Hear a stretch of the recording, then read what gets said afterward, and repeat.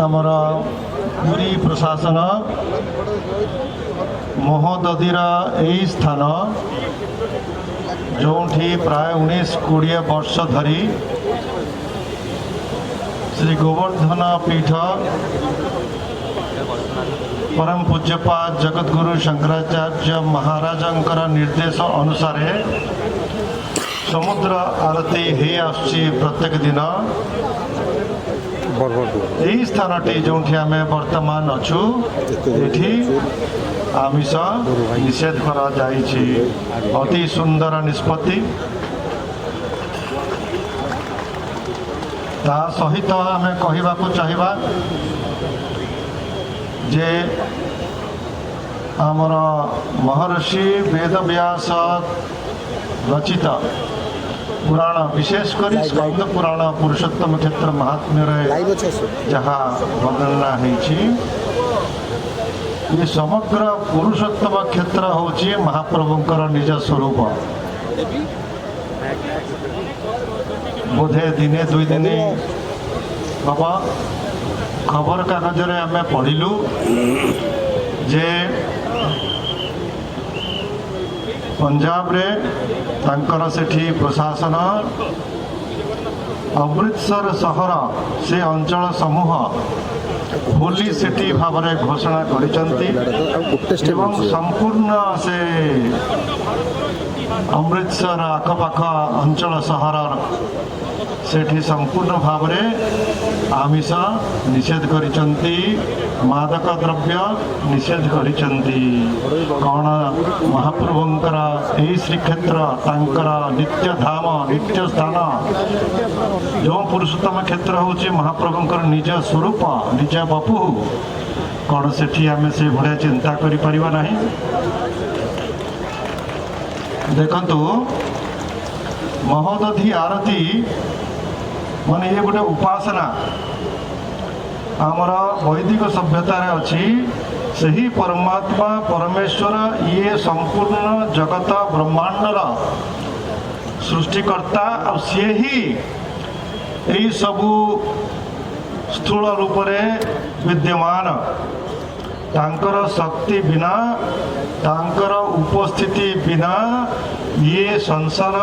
ये ब्रह्मांडर स्थिति असंभव। तेणु वैदिक भावना अनुसार आमे ये सबू को से भगवत स्वरूप रूप पूजा करू किंतु ताहा आज कहीं आम मानकर हृदय नहीं। देखंतु पिला दिनु जो शिक्षा जो विद्या जो पाठ आमे पढ़ू जो परिवेश रे आमे बड़ हो सही अनुसार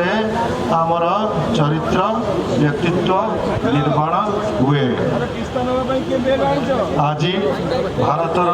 दुर्दशा बोली आमे कहवा जे आमर विद्यालय रे स्कूल आरंभ करिकी यूनिवर्सिटी पर्यंत ना भागवत ना भगवत गीता ना रामायण ना आमर महान वेद विद्यार कौन सी स्थान आउ रहिला कि भारत महान होता एक समय रे प्राचीन समय रे वैदिक समय रे कारण ये सब विद्या प्रत्येक घरे घरे थिला प्रत्येक हृदय रे थिला एवं आपणकर यही भारत भूमि रे सही भलिया महान व्यक्तित्व निर्माण होउथिले काहेकि ना से सब वेद विज्ञान वेद शास्त्र वेदर वार्ता अनुसार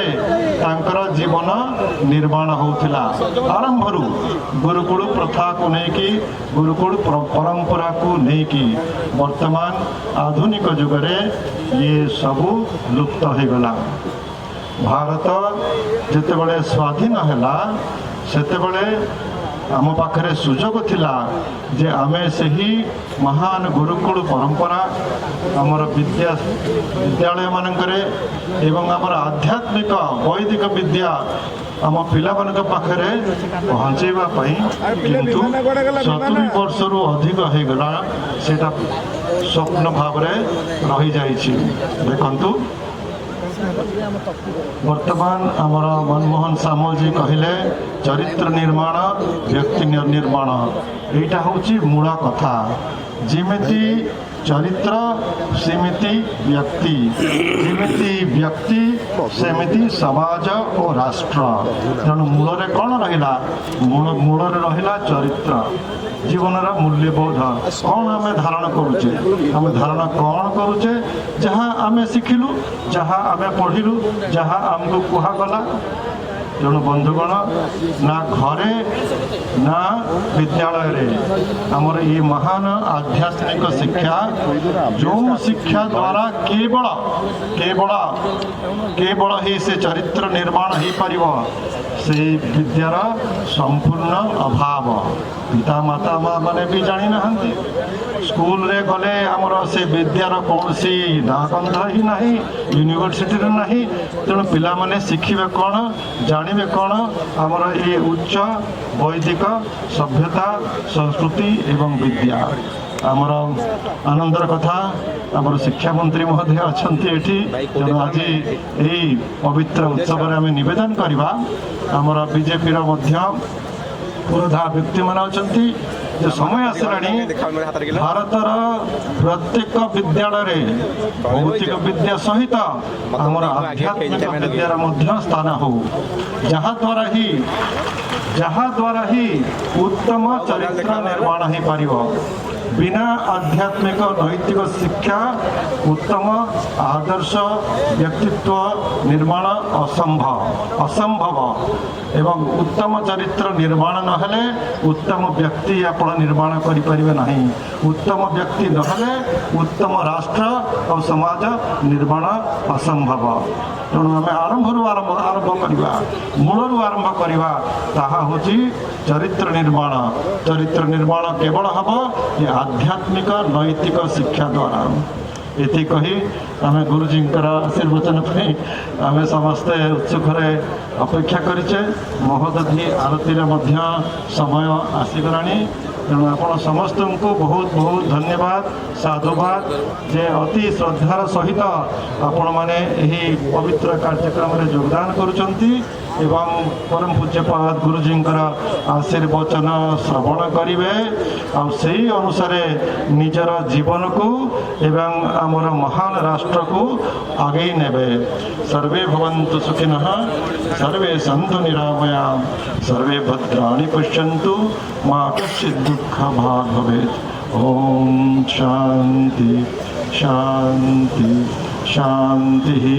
हरि ओम श्री गुरुभ्यो नमः हरि ओम।